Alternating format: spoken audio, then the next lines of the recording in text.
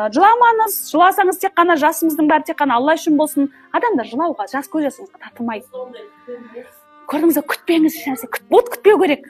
Күтпеу керек ешкімнен ешқандай нәрсе. Бір тамшы көз жас, шыбынның басында ғана көз жас бар ғой, тозақ отынан құтқарады бізді. Өйткені шыбынның басындай бір жас шығып, Алла үшін қорқып шығып бетіне тиетін болса, ол тозақ отынан мәңгілікке өшіреді дейді. Демек сіздің бір тамшы жасыңыз Алланың құзырында ол өте құнды. Бірақ оны адам үшін жасамаңыз. Адам үшін төкпеңіз. Адам үшін төккен жағдайда ол жүрекке ауырлық келеді. Мен әкем айтатын еді, жылаймыз ғой бір нәрсеге да. Сонда, Алла үшін жыламапсың, көзің ісіп кетті деп айтатын еді. Деп шынымен қараңызшы. Алла үшін жыласаңыз, көз іспейді, бет іспейді.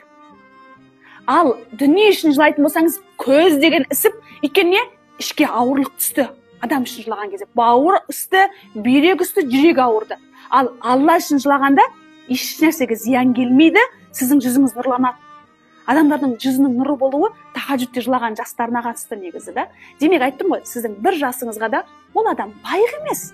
Ол сізді ренжітті, қапа қылды, оған жылап, еңірегеннен гөрі, я Аллам, сен менің жүрегімді жібіттеп, Алла үшін жылап көріңізші, бұл проблема шешіледі, иншалла.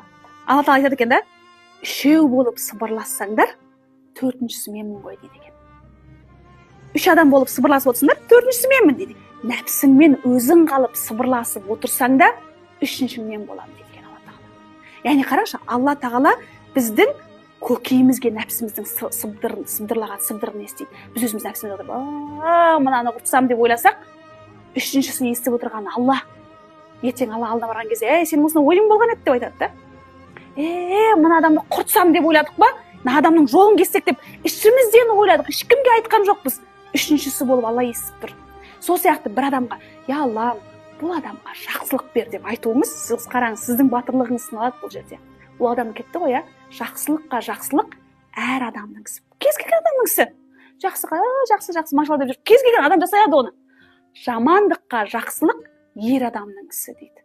Енді сіздің Алла сіздің батырлығыңызды сынайды енді. Сіз ішіңізден ешкім көрмей-ақ қойсын. Я Аллам, әлгі құлға ақыры мені жылатқан болса да, сен оны өмірде жылатпа деңізші. Алла естиді бұл сыбдырды. Алла тағала бәлкім сол дұғаңыз арқылы ол адамды тәубесіне келтірер, я болмаса сіздің дәрежеңізді ол адамнан екі өмірде жоғарылатып қояр. Қақтан білесіз, сіз бәлкім қазір бастық деп тұр ғой ол адам, Алла қаласа, оның бастықтығына, он бастықтықты сізге беріп қою мүмкін ба? Мүмкін. Бізге қалатын нәрсе Алланың бізді қолдауы. Алланың қолдауын алу үшін Алланың разы болатын істерін жасауымыз керек.